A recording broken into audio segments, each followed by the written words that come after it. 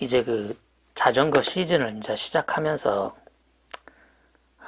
몸 상태도 좀 체크해보고 자전거 상태도 좀 체크해보려고 지난 토요일, 일요일, 그리고 오늘 월요일 3일 연속으로 지금 자전거를 한번 좀 타봤거든.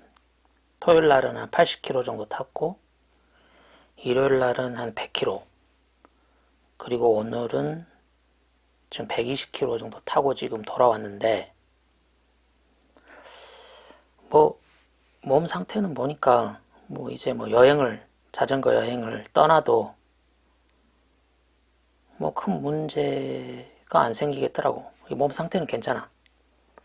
이렇게 120km를 타고 왔는데 뭐 몸이 이렇게 아프거나 뭐 피곤하거나 뭐 그런 게 없으니까. 그리고 3일 연속으로 자전거를 탔는데도 별 무리가 없는 걸로 봐서는 뭐 당장 뭐 일주일 이렇게 여행을 떠난다 해도 별 문제가 없을 것 같아. 몸 상태는. 지난 겨울에 뭐 스키도 타고 또 중간중간 등산도 하고 해서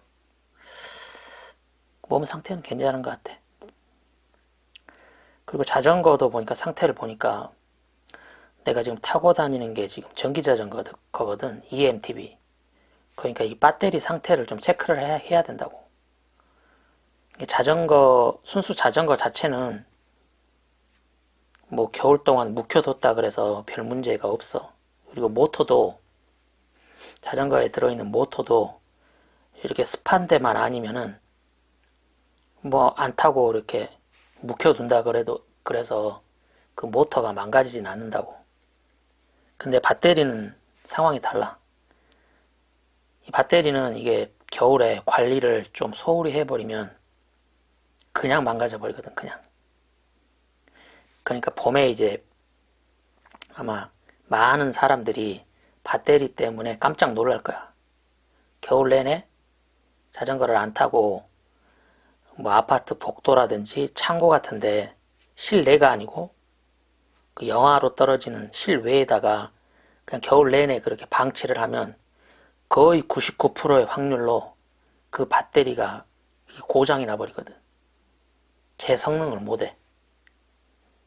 그러니까 그 배터리 팩 안에는 그런 알 건전지들이 수십 개가 들어있다고. 그리고 그 알 건전지들이 서로 밸런스가 맞아야 돼, 밸런스가. 그래야 온전한 성능을 발휘한다고. 근데 그 수십 개 들어있는 알 건전지 중에 일부가 그러는 방전, 과도한 방전으로 어떤 화학적인 변화가 일어나 버려서 죽어버리거나, 아니면은 충전할 수 있는 캐퍼가 이렇게 정상이 아닐 때 다른 알 건전지들하고 이게 밸런스가 안 맞아가지고 그 팩 전체를 이게 망치게 되거든.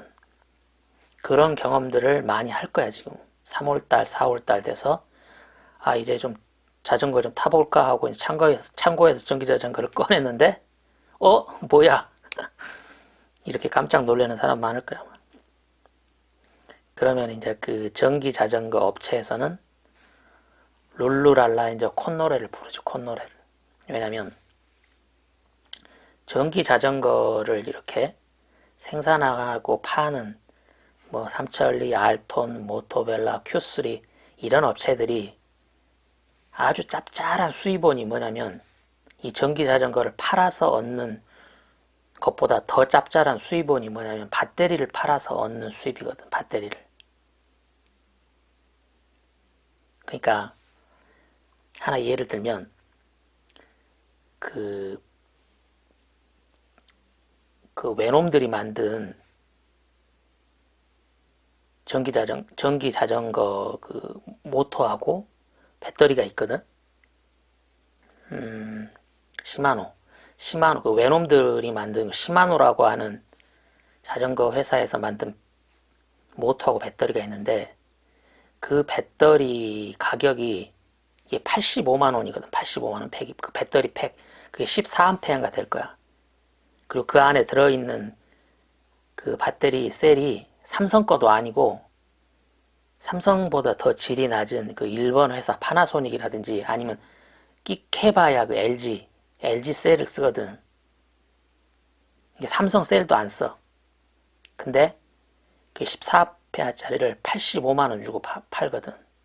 똑같은 14A인데 그 외놈들이 만든 것보다 더 좋은, 시마노에서 만든 것보다 더 좋은 삼성 셀을 쓰는 14A짜리 배터리 팩을 알리익스프레스에서 검색을 해보면 30만원이면 사거든. 30만원이면. 이게 30만원짜리를 85만원에 거의 3배 가격으로 이렇게 팔거든. 근데 그걸 안 살 수가 없어. 시마노 모터를 사용하려 하면 시마노에서 제공하는 배터리 외에는 인식을 안 해, 인식을. 그러니까 배터리에다가 무슨 이렇게 코드 값 같은 걸 부여를 해가지고 약속된 코드 값이 아니면, 같은 회사의 배터리 팩이 아니면 이 모터가 동작을 안 하거든. 이렇게 사람들이 울며 겨자 먹기로 그 85만원짜리 그 눈탱이를 맞는 거야. 근데 그 외놈들만 그러는 게 아니고 우리나라 업체들도 그 전용 배터리들 있잖아. 전용 배터리들. 이게 범용 배터리들, 다른 회사에서 만든 범용 배터리를 쓸 수 없는 전용 배터리로 돼 있는 것들이 있거든. 특히 그 안장봉에 있는 봉 안에다가 배터리를 넣는다거나 프레임 속에다가 배터리를 이렇게 매립을 한다거나 하는 것들은 동일한 회사의 제품 아니면은 쓸 수가 없거든. 그렇게 우리나라 업체들도 한 2배 정도는 더 폭리를 취하더라고. 이게 외놈들은 한 3배 정도 폭리를 취하고 우리나라 업체들은 한 2배 정도 폭리를 취해. 그러니까 알리익스프레스에서 30만원이면 살 수 있는 배터리 팩을 한 2배쯤 눈탱이를 치거든. 한 60만원으로. 근데 이게 3월, 4월쯤 되면 그 창고에 있던 자전거를 꺼내가지고 배터리가 이제 고장 났다 라고 이제 진단을 받고 배터리를 새로 구입하는 사람들이 한둘이 아니거든. 이게 완전 짭짤한 거지. 전기자전거 파는 사람들은. 근데 이제 나처럼 이렇게 이 전용 배터리를 쓰는 게 아니고 범용 배터리를 쓰는 사람들은 그런 눈탱이를 안 맞지. 그러면 설사 배터리가 망가졌어도 그냥 알리익스프레스에서 제값 제값으로 한 30만원이면 살 수 있으니까 제값으로 그걸 사서 그냥 바꿔버리면 되거든. 이게 디자인이 예쁘게 만들려고 이 전용 배터리를 쓰면 그런 단점이 있어. 좀 디자인은 좀 구리더라도 이 범용 배터리를 쓰면 눈탱이 맞을 일은 없지. 저지가 한 3일간 이제 자전거를 타보니까 배터리들이 다 정상이더라고. 내가 배터리를 2개를 가지고 있거든. 2개 다 보니까 작년 가을하고 똑같아. 그러니까 나는 이제 겨울 내내 배터리를 이렇게 실내에다 보관을 하고 또 일주일에 뭐 한두 번은 계속 자전거를 탔거든. 이렇게 그 밥을 먹으러 식당에 가거나 아니면 뭐 이렇게 앞에 볼 일 있을 때 그냥 자전거로 좀 짧은 거리더라도 겨울 내내 그렇게 일주일에 한두 번씩은 계속 탔었으니까 그 덕에 내 배터리는 멀쩡하더라고 보니까.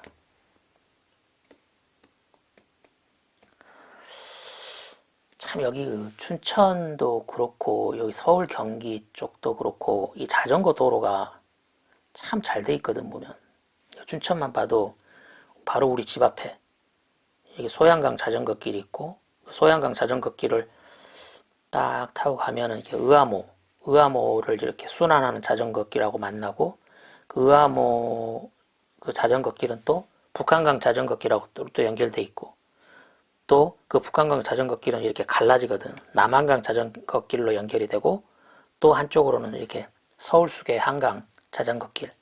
또 서울수계 한강 자전거 길은 뭐 안양천, 뭐 탄천, 무슨 천 그 한강으로 이렇게 물이 이렇게 합류하는 그런 하천들에 이렇게 거미줄처럼 이렇게 전용 자전거 길이 쫙 깔려 있거든. 그러니까 내가 오늘 120km를 이렇게 라이딩을 했는데 꼭 무슨 느낌이냐면 이게 스키를 탄다 그러면 슬로프가 슬로프가 한 120km 정도 쫙 깔려 있는 것 같은 느낌이야. 왜냐면 자전거 길을 타고 갈 때는 거의 브레이크를 잡을 필요가 없거든. 장애물이 없으니까. 또 신호등 같은 것도 없고. 그냥 내가 피곤해서 좀 쉬고 싶다 해서 브레이크를 잡지, 막 달리는 동안에는 별로 브레이크를 잡을 일이 없어. 특히 오늘같이 평일에는 자전거 타는 사람도 별로 없고 또 산책하는 사람도 별로 없어서 그 자전거 길들이 텅텅 비어 있어.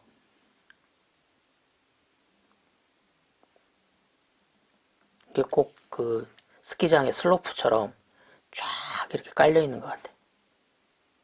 참 자전거 길이 잘 돼 있고 레저 활동, 취미 활동 하기에 이보다 더 좋은 게 있을까 싶어. 이 자전거 라이딩만큼.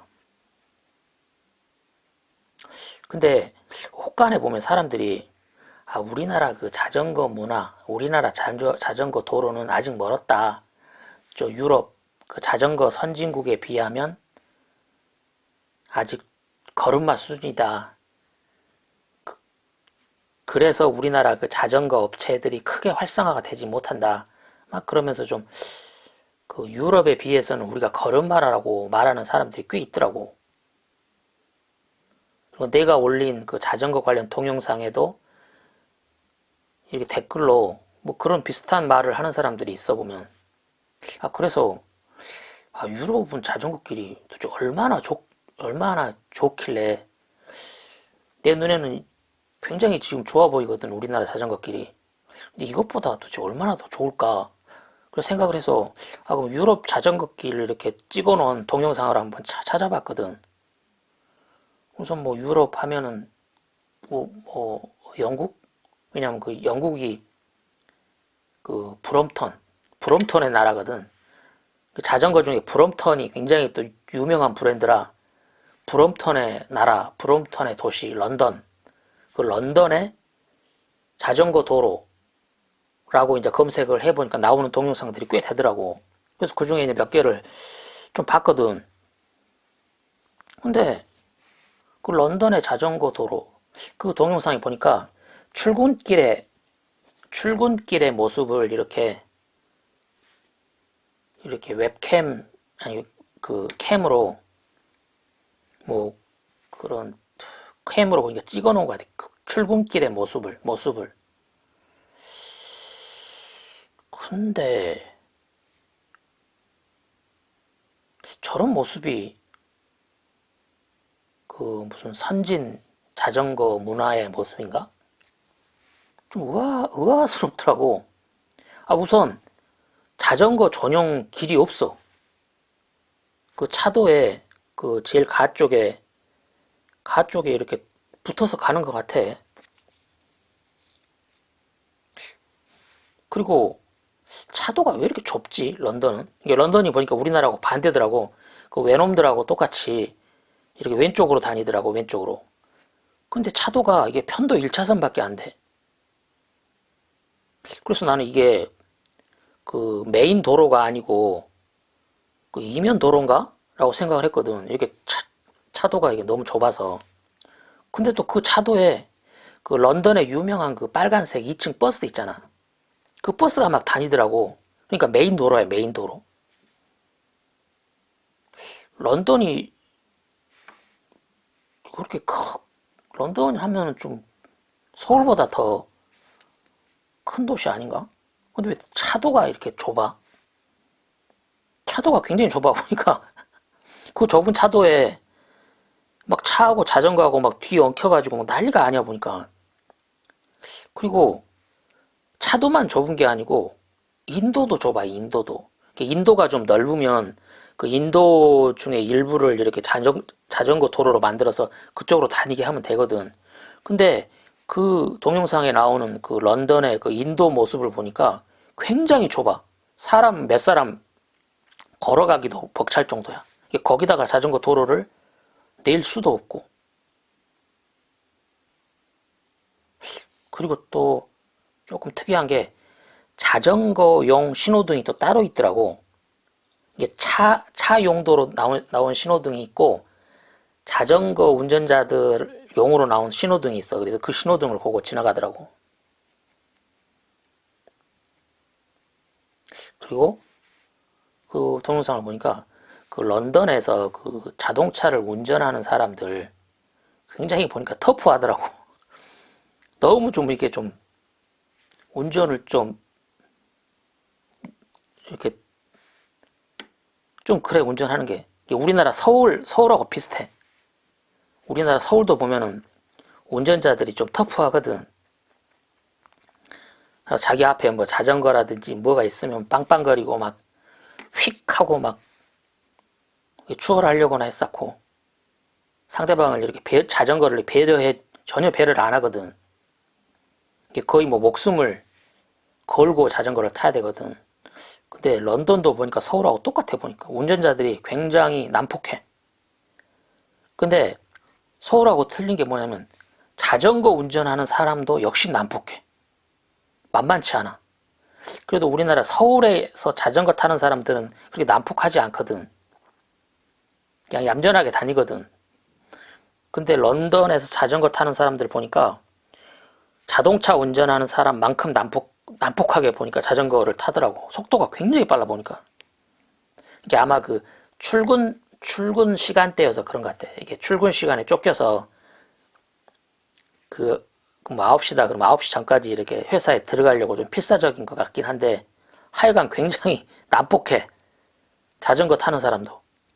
그러니까 막 자전거하고 자동차하고 막 뒤 엉켜가지고 막 손가락질하고 욕하고 서로 싸먹고 난리가 아니야.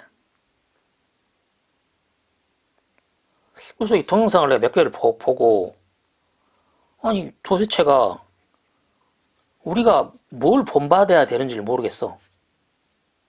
이게 런던에 유럽의 대표 도시 런던, 브롬튼의 나라 런던의 그 자전거 도로 상황이라든지 자전거를 타는 사람들 그리고 이 자동차를 운전하는 사람들이 자전거를 이렇게 배려하는 모습, 배려를 전혀 안 하는 모습 이런 모든 모습을 봤을 때 아니 도대체 우리가 뭘 배워야 되는 거야? 유럽의 자전거 문화를? 내가 보기에는 배울 게 아무것도 없는데 뭐 자전거 도로를 제대로 만들어 놓길 했어. 아니면은 뭐 자전거를 타는 사람들이 좀 이렇게 좀 얌전하다든지 도덕적으로 자전거를 타길 해. 아니면 자동차 운전하는 사람들이 자전거 타는 사람을 배려를 해 주길 해. 아니 도대체 뭘 배우라는 거야 도대체? 나 도저히 모르겠어. 뭘 배워야 되는 건지 우리가. 그리고 이 어, 런던이라는 곳이 왜 자전거 선진 도시로 지정하는 거야? 보니까 이 런던에서 이 자전거 도로에다가 자전거 관련된 인프라로 1년에 한 1,500억 원을 이렇게 투자를 한다고 하더라고.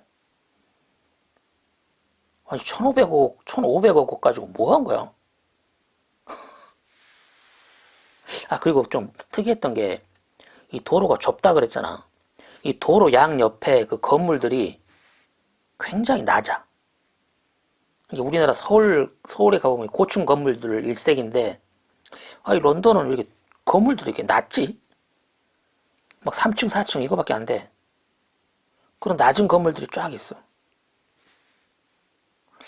내 생각에는 그런 건물들을 이렇게 한 줄 정도는 그냥 다 헐어버리고, 한 3차선, 4차선으로 좀 도로를 넓히고, 그 다음에 제일 끝에 이게 자전거 도로, 우리나라처럼 황색, 이 빨간, 이 적황색으로 이게 자전거 도로 표시를 딱 하고 해주면 좋겠는데,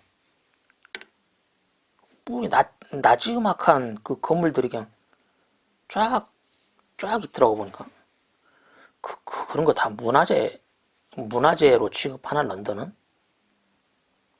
그게 문화재라 허물질 못하나? 뭐, 그럴 수도, 그런가? 우리나라야 뭐,